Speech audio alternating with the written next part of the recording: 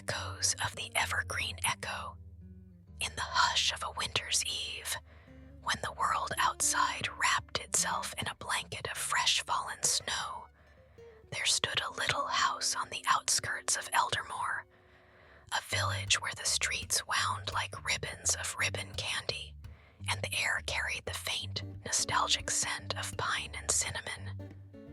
This was the home of Clara Voss, a woman of 52 winters, whose days were measured not in hours, but in the quiet rhythms of solitude.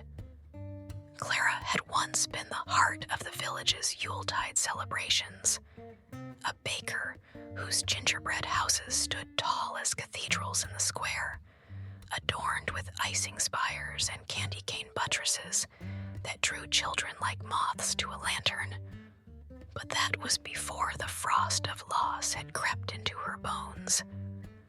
Her husband, Elias, had been her North Star, a woodcarver whose hands coaxed life from oak and ash, fashioning ornaments that twinkled with the warmth of shared stories. They had no children of their own, but their home had been a haven for the village younglings, filled with laughter and the pop of chestnuts on the fire. Elias's passing 3 Christmases past had been swift. A sudden snowstorm on the mountain pass, his sleigh overturned like a forgotten toy. The village mourned with Clara, their candles burning brighter that season. But grief is a selfish guest, lingering long after the platters are cleared.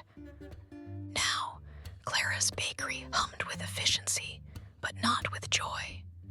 She kneaded dough at dawn, her apron dusted white as the hills beyond, and by dusk, she retreated to her armchair by the window, watching the first flakes dance like hesitant fairies. Sleep evaded her these nights, chased away by the echo of Elias's voice humming carols, or the phantom scent of his wool coat mingling with the evergreen boughs he once fetched home. The village, kind as ever, left baskets at her door, mulled wine, knitted scarves, invitations to feasts she politely declined. The season will mend you, they said, but Clara knew better. Some breaks run too deep for tinsel to patch. On the eve of the 12th of December, as the year 2025 draped its chill mantle over Eldermore, Clara could bear the quiet no longer. The clock struck 10, its chime muffled by the thickening snow, and she rose, pulling on her boots and a cloak lined with the last of Elias's flannel. The night was luminous, the moon a silver medallion suspended above the pines, casting shadows that stretched like fingers beckoning her forth. She wandered the path to the edge of the village, where the whispering pines met the open meadow, a sacred grove where the eldest trees stood like silent elders, their needles whispering secrets to the wind. At the heart of this grove rose the Evergreen Echo, a colossal fir older than memory, its trunk broad as 3 men abreast, its boughs heavy with the weight of uncounted seasons. Legends swirled around it like chimney smoke, that it had sprung from a single seed carried by St. Nicholas himself, or that it echoed the joys of Christmases past, replaying them in dreams for those who listened close. Clara had brought Elias here once, on their first Yuletide together, hanging a silver bell from its lowest limb. "For wishes," he'd said, his breath fogging the air. Now she sought it alone, drawn by a pull she couldn't name, a longing for the echo of what was lost. The snow crunched softly underfoot as she approached, the air growing still, as if the world held its breath. She reached out, her gloved hand pressing against the bark, rough and resinous, warm despite the freeze. In that touch, the night unfolded like a well-loved book, the tree's presence unfurling in her mind, gentle as a snowfall. Bearer of broken bells, the evergreen murmured, its voice a chorus of rustling needles and distant sleigh bells. What frost bites at your hearth this holy night? Clara's throat tightened, words spilling like spilled cloves. The silence, old friend. The season sings for families, for lights that chase shadows, but mine is a house unlit, a heart unstrung. Ilias's laugh, it's gone, and with it, my melody. The tree's boughs swayed, shedding a fine powder of snow that glittered like stardust. Then rest here, Clara. Let me echo for you, not just your sorrow, but the grand carol that binds all winters, weaving the lonely into the light. For Christmas tales are cradles for the grown, rocking us back to wonder amid the weariness. Clara sank against the trunk, the bark cradling her like an old chair, and closed her eyes. The evergreen's voice began, resonant and rhythmic, like the peal of midnight mass bells. Long, long ago, in the shadowed vales of Eldermore's ancient kin, a place called Frosthaven, where the rivers ran with liquid silver and the mountains wore caps of eternal ice, there grew a tree much like this one, the first Evergreen Echo. It was tended by a woman named Isolde, no relation to the cartographer of old tales, but kin in spirit, a widow of 40 autumns, her hands scarred from the forge where she hammered bells for the kingdom's chapels. Isolde's husband, a blacksmith named Garrick, had forged the grandest chime in Frosthaven, a bell that rang with such purity it was said to call the northern lights south to dance. Their life had been a forge fire warm, mornings of anvil songs, evenings of mulled cider by the blaze, and Christmases where they carved the Yule log themselves, etching runes of plenty into its heart. But Garrick fell to the forge's betrayal one stormy knoll. A beam gave way, crushing him beneath its weight as he worked late to finish a sleigh for the orphans. Isolde buried him under the first echo tree, planting a sapling from its seeds atop his grave, and vowed to ring no more bells. Her forge grew cold, her home a husk, and the village's feasts felt like echoes without source. It was on the 12th night of Christmas, when the wise men were said to have followed their star homeward, that Isolde wandered to the sapling grove. The tree, young yet wise, sensed her chill and whispered, "Ringer of silenced songs, what shadow dims your flame?" Isolde wept, her tears freezing like jewels on the snow. The joy is forged no more. Without Garrick's hammer, my bells are mute, and the season's music plays on without me. The evergreen, though slender, extended a branch laden with a single perfect cone. Hear, then, the legend of the lantern keeper's oath. And as the aurora began its hesitant shimmer overhead, the tree spun its thread of tale. In the realm of Lemuria, where the sun dipped low for half the year, and the nights stretched like velvet cloaks embroidered with stars, there dwelt a keeper of lanterns named Aemon. He was a man of middling years, his beard frosted with silver like the rime on window panes, his eyes reflecting the glow of 1,000 flames he had kindled. Lemuria's winters were legendary, blizzards that howled like wolves, winds that carved ice sculptures of forgotten dreams. To combat the dark, Aemon's forebears had vowed an oath to light the way for all wanderers, their lanterns fueled not by oil, but by embers of hope harvested from the hearths of the faithful. Aemon's lanterns were wonders, globes of hand-blown runes that danced in the flicker, hanging from poles carved like shepherd's crooks. He roamed the fjords, igniting them at dusk, his sleigh pulled by huskies whose eyes gleamed like twin moons. His wife, Lyra, was his spark, a weaver of woolen cloaks, her looms humming lullabies that wove warmth into every stitch. Together, they celebrated Yule with feasts that fed the soul. Venison stew bubbling with berries, loaves baked with secrets of the season, and a tree adorned with lanterns that cast rainbows on the snow. But oaths are double-edged, demanding more than they give. One Yuletide Eve, as Eamon ventured into the whispering fjords, the wildest reaches where the ice sang dirges, a tempest rose, fiercer than any before. Winds whipped the lanterns from their poles, shattering them like brittle promises, and the huskies veered into a crevasse, vanishing into the abyss.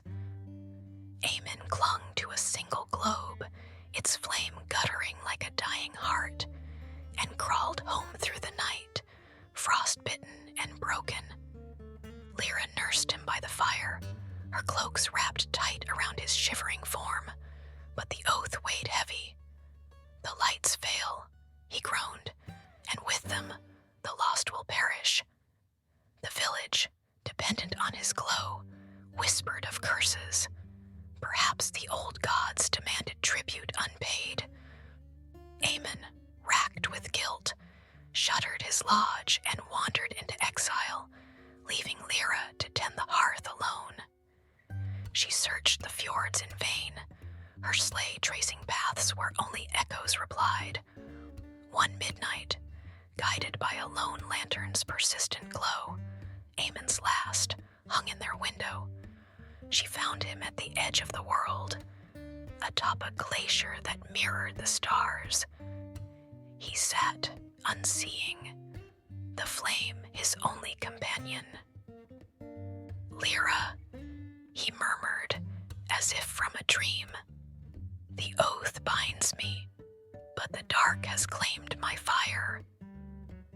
She knelt beside him, her hand on his, and spoke the ancient words of the keepers.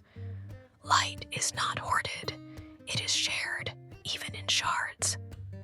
From her satchel, she drew threads of her weaving, scarlet for courage, gold for grace, and wove them around the lantern's base, binding it to a staff of elderwood from their Yule tree. We light anew, together. The tempest took our lanterns, but not our spark. Eamon rose, the staff in hand, and as the first snow of renewal fell, they returned to Lemuria. No grand globes this time, but humble ones, lanterns fashioned from salvaged glass, fueled by the village's shared stories, tales of lost kin reclaimed, of blizzards birthing auroras of beauty. The lights twinkled modest, but true, guiding wanderers home. And in their lodge, the Yule tree bore not baubles, but tiny flames, each a testament to mended oaths. The evergreen paused, its needles sighing like a congregation's amen. Isolde lifted her face, the aurora's lights playing across her tear-streaked cheeks. They reforged their light, she whispered. As you shall yours, the tree replied. Take this cone, widow. Within it lies Garrick's echo. Plant it, and let it ring with new bells. Isolde cradled the gift, its scales warm as a kiss, and as dawn gilded the peaks, she returned to her forge. She hammered once more, not grand chimes, but small bells for the village homes, tinkling orbs that caught the wind's carol. And under the sapling, she planted the cone, watching as it sprouted roots that delved deep, echoing Garrick's steady rhythm into the earth. Clara, nestled against the Evergreen Echo, felt the story's warmth seep into her like spiced tea. The tree's voice resumed, branches creaking softly as if turning the page. Decades unfurled in Frosthaven like bolts of holly-dotted cloth, and the Evergreen Echo grew tall, its boughs a canopy for the sorrowful. Pilgrims braved the passes, shepherds seeking strays in more than meadows, bakers whose ovens had cooled with grief, elders whose tales grew thin as candle wicks. One crisp Advent morning, as the first snow dusted the eaves like powdered sugar, a young woman named Nora arrived. She was 28, her cloak threadbare, her eyes ringed with the purple of sleepless vigils. Nora was a postmistress in the valley below, guardian of letters that carried hearts across the miles, love notes sealed with wax kisses, apologies inked with regret. But Nora's own postbox stood empty. Her betrothed, a soldier named Theo, had marched off to border skirmishes the spring before, his last letter a promise. Under the mistletoe at Yuletide, my love. Word came in autumn, a battlefield missive, terse as a thorn, fallen in the fray. The village rallied with casseroles and condolences, but Nora sorted mail by rote, her fingers tracing envelopes that weren't his. The echo tree welcomed her with a rustle like unfolding wrapping paper. Bearer of bundled longings, it greeted, "What silence stuffs your sack?" Nora sank to the snow-damp earth, letters spilling from her pouch like fallen leaves. "The words stop coming," she sobbed. "I send joy to others, but mine returns undelivered. How to celebrate when the season's gift is grief?" The tree extended a limb, dropping a cluster of needles that formed a circle around her, fragrant and insulating. Hark, then, to the parable of the snowbound carolers. As the wind carried faint strains of distant hymns, the tale took wing. Beyond the fjords of Lumoria lay the duchy of Glimmerfrost, a land of crystal spires and frozen lakes that mirrored the heavens like polished shields. Here, the carolers of the Yuletide choir were revered as saints, wanderers who traversed the duchy's veins, singing harmonies that thawed the coldest hearts. Their voices, trained from cradle to crypt, wove spells of solace, bass notes rumbling like avalanches turned to applause, sopranos soaring like snow geese on thermals. At the choir's heart was Maestro Finian, a tenor whose timbre could coax tears from stone. He led with a baton of reindeer antler, his scores penned in ink distilled from holly berries. Finian's life was a symphony, rehearsals in halls hung with garlands, performances under auroral skies, where notes hung visible as breath.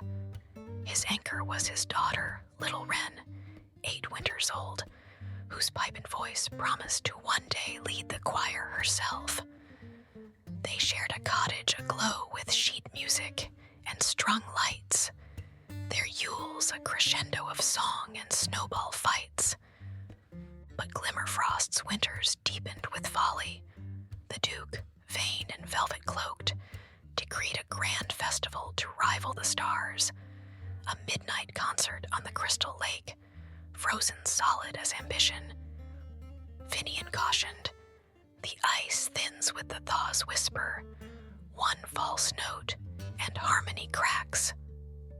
The Duke scoffed, his scepter tapping time to his own tune. The eve arrived, crisp and carol bright. The choir assembled, robes white as fresh linen, lanterns bobbing like fireflies in formation. Wren stood at Finian's side, her mittened hand in his, her face alight with the thrill of the spotlight. They sang, the hark, the herald angels, voices rising in crystalline cascade. The Duke beamed from his throne of ice. The crowd hushed in rapture. Then, a tremor, a low groan from the lake's heart. The ice, stressed by the throng's weight and the season's subtle melt, spiderwebbed beneath. Panic rippled like a dissonant chord. Screams pierced the melody. Finian seized Wren, thrusting her toward the shore, but the crack widened, swallowing Caroler's whole. He turned back, baton extended like a shepherd's crook, guiding the stranded to safety. "Sing," he cried. "The song holds us." One by one, they reached firm ground, voices faltering but unbroken, sopranos clutching basses, altos linking arms with tenors. But Finian lingered, pulling a fallen chorister from the brink. The ice buckled, and he plunged, his final note a sustained joy to the world, echoing as the fissure sealed him in crystalline silence. Wren, safe on the bank, wailed a child's dirge, the choir gathering her in a hush of harmony. The Duke, shamed, disbanded the festival, but the carolers vowed renewal. Wren, voice cracked but uncrushed, took up her father's score. She led them not to grand lakes, but to hearths, intimate concerts in crofters' cots, songs slipping through keyholes to the shut-in. The choir's light dimmed not, it kindled closer, warming the duchy's hidden hollows. And in Glimmerfrost's lore, Finian's echo lingers, in every off-key warble of a child, every harmony hummed over hasty bread. The Evergreen's narration hushed, the grove falling quiet, save for the sifting snow. Nora gathered her letters, folding them with care.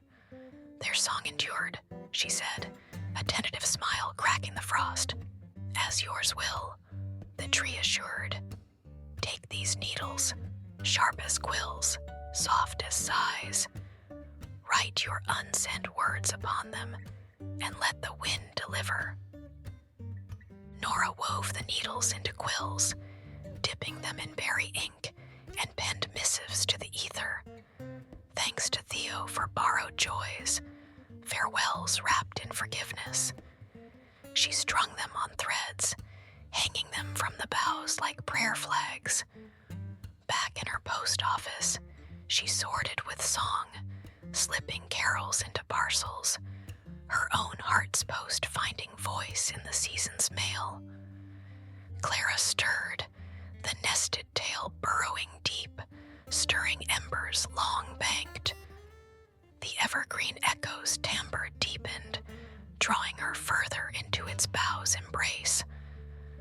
As years quilted themselves over Frosthaven, the echo tree became a lodestar, its silhouette etched against every solstice sky. Travelers multiplied, merchants bartering baubles for balm, fiddlers whose bows had snapped on sorrow's strings, matrons whose pantries overflowed, but whose nests emptied. On a night when the veil between vigils thinned, Christmas Eve's cusp, a man named Harlan trudged in from the moors. He was 61, his frame bent like a shepherd's crook, his eyes shadowed by the mill's relentless grind. Harlan ran the water wheel at Eldermoor's edge. No, this was Frosthaven's kin mill, grinding grain to gold dust for the Duke's coffers. Harlan's hands, once steady as the wheels turn, now trembled with age and ache. His son Bram had apprenticed there, laughing as flour dusted their hair like premature snow. But Bram, restless, had sought fortune in the cities, only to return hollow-eyed, claimed by fever in a tenement's chill. Harlan spun the wheel alone now, its creak a dirge for unspoken pride, his Yule's solitary suppers of bread and regret. The tree rustled in greeting, snow sifting from its crown like confetti from a cracked piñata. "Turner of tides," it intoned, "what grind dulls your gear?" Harlan leaned on his staff, the mill's dust still clinging to his coat. The wheel turns empty. Bram's hands should be here, strong on the spokes, but he's dust in a distant grave. How to celebrate abundance when loss leaves me barren. A branch dipped low, offering shelter from the flurrying flakes. Attend then, the chronicle of the gingerbread guild. The voice swelled, carrying scents of clove and molasses on the breeze. Far across the tundra, in the spice isles of Winterheim, archipelagos afloat in a sea of snow, where volcanoes slumbered under sugar-dusted peaks, dwelt the guild of gingerbread architects. They were artisans of delight, their confections not mere sweets, but citadels of whimsy, houses with gumdrop turrets, bridges of licorice spanning rivers of chocolate, villages peopled with marzipan folk whose smiles never faded. Guildmaster Thorn was their luminary, a baker whose apron bore the stains of 100 feasts, his laugh booming like a hearth's roar. Thorn's guild hall was a wonder. Ovens that purred like contented cats, shelves groaning under blueprints of bliss. His partner in craft was his brother, Ronan, a sculptor of dough whose fingers danced like flames, etching details so fine they fooled the eye. Windows aglow with spun sugar light, chimneys puffing candy floss smoke. Their Yules were symphonies of spice. Guild feasts where novices vied to build the tallest tree of pretzel bark and peppermint leaves, laughter mingling with the chime of stirring spoons. But Winterheim's bounty was fickle. A blight struck the ginger root harvests one autumn, blackening fields like a curse from the frost giants. The guild toiled through the lean, rationing flour, their grand designs shrinking to humble huts. Worse came with the solstice gale, a howler that rattled the aisles like dice in a miser's cup. Ronan's workshop, perched on a cliff, bore the brunt. Walls buckled, ovens toppled, and in the chaos, Ronan was trapped beneath a beam of fallen rafters, his cries drowned by the wind's wail. Thorn dug through the night, hands bleeding on splintered wood, but dawn found only stillness. He buried Ronan in the guild's garden, under a mound of hardened gingerbread shaped like their boyhood fort. The guild faltered, Thorn's fire guttering. No spice without soul, he muttered, shuddering the ovens. The aisles dimmed, Yule's meager as crusts, yet Thorn could not cease crafting. In his grief's forge, he baked anew, not grand guilds, but gifts for the gale-struck, gingerbread lanterns to light lost paths, cookies etched with maps to hearths. He taught the novices to infuse each with memory, a snap of Ronan's laugh in the crunch, a swirl of brotherly bond in the icing. The guild reborn wandered the aisles, not as architects of excess, but as bearers of bite-sized balm, their confections warming bellies and banishing the blight shadow. Winterheim's Yules sweetened once more, each bite an echo of unbreakable fraternal weave. The tree's words trailed into hush, the grove scented faintly with imagined spice. Harlan straightened, flour-dusted fingers flexing. They baked from brokenness, he mused. And so may you, the Evergreen encouraged. Grasp this twig, tough as mill spoke, sweet as hidden sap. Carve it into a spindle, and let it turn tales for the young. Harlan whittled as he walked home, the twig yielding to his knife like soft dough. At the mill, he hung spindles strung with stories, Bram's adventures whittled in miniature, gifts for village children. His wheel turned lighter, grinding not just grain, but grains of grace into the season's bread.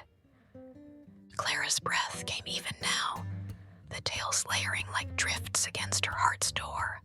The Evergreen Echo leaned closer, its voice a velvet hush,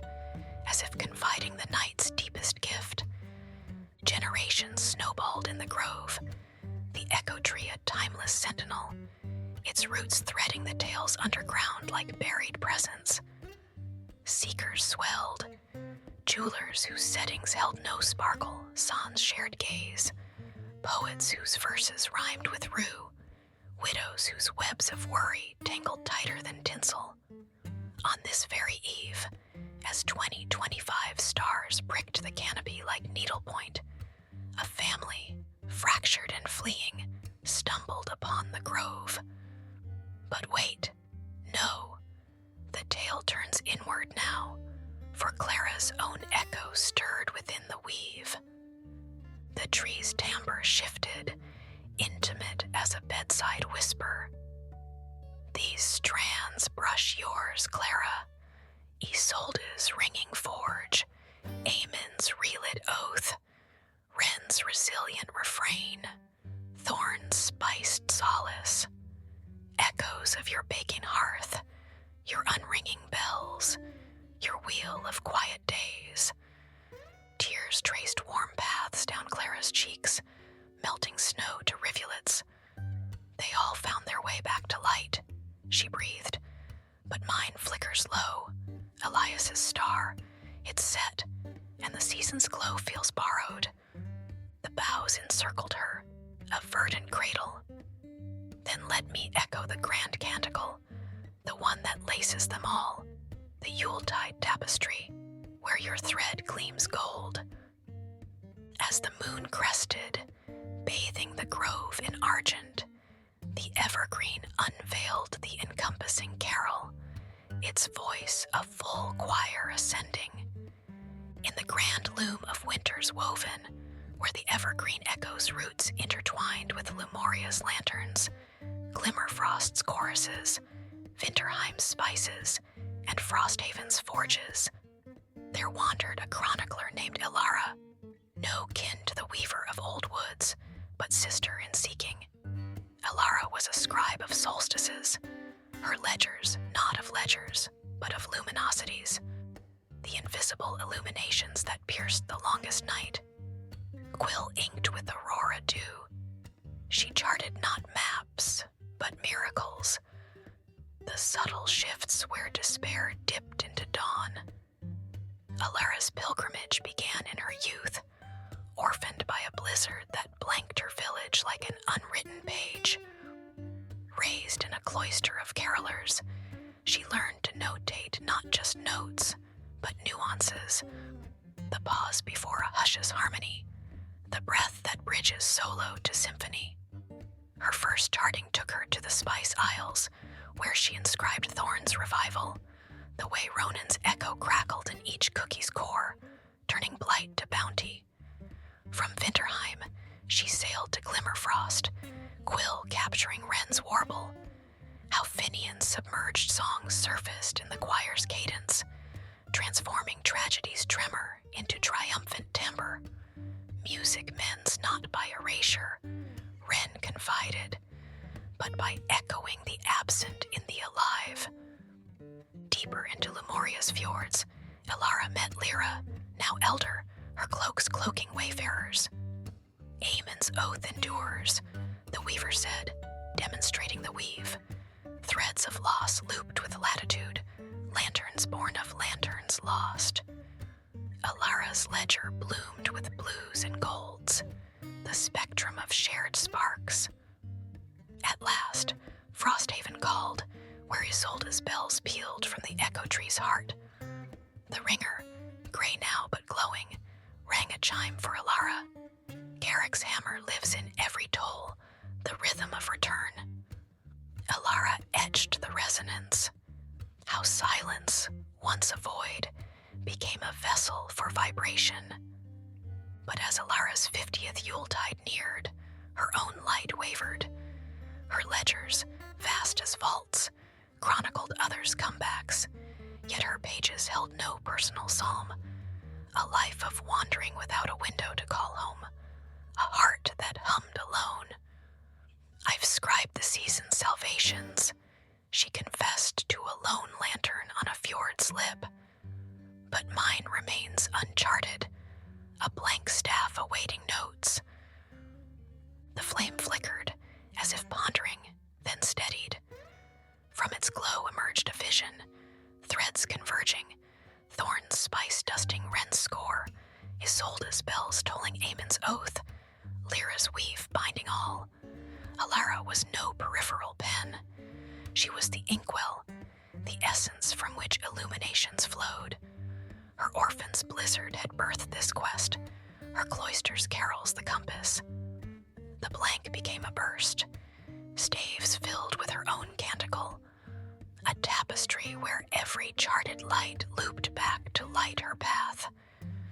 Alara laid her quill in repose, founding a scriptorium in the Echo Grove, a hall of holly and hymnals, where pilgrims penned their pieces into the grand weave. No more solitary scribe. She orchestrated choruses of chronicles, bedtime ballads that lulled the laden into luminescence, reminding them every winter's woe is but a prelude to the perpetual carol. Thus, the tapestry endures, its patterns pulsing with the promise. In the echo of Evergreen, no light is ever truly lost. The evergreen's voice ebbed to a zephyr, the first blush of false dawn tinting the snow roseate.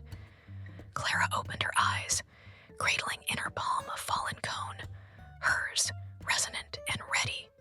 Awake, baker of buried joys, the tree murmured.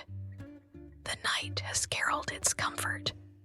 Bear it to your oven, your window, your silent songs. Let it thaw what frost has framed. Clara rose, limbs tingling with thaw's promise, and trekked homeward as the stars paled. That morn, she kindled her hearth, kneading dough infused with memory, ginger for Garrick's forge warmth, chocolate for Amon's embers, icing swirled with Wren's whimsy. At the village square, she unveiled not houses, but hearths in miniature, gingerbread lanterns for doorsteps, cookies carved with carols for children's palms. The eve of the 12th bloomed into bustle, invitations accepted, her table groaning under shared suppers. Sleep stole sweetly upon her, dreams not of deficits, but of abundances. Elias's hum harmonizing with the choir's swell, his flannel folding into Lyra's weave. Clara penned anew, not ledgers of loss, but tomes of tapestry, her life laced with Isolde's rings, Thorn's snaps, Alara's inks. No saccharine saga of sleighs and sprites, but a Yuletide yarn for the frost-weary crone, a serene serenade of echoes eternal, of lights that dimmed though they may flicker, reignite in the rub of remembrance. And in the whispering pines, the evergreen echo towered timeless, its boughs beckoning through every blizzard. For in each soul's silent nocturne it waited, poised to peal the next pure note. As Clara surrendered to slumber that sacred night, a final flurry whispered from the tree. Rest now, light of the lost, the carol cradles you close. And so she did, dreaming not of voids, but of vaults overflowing. A world rekindled, one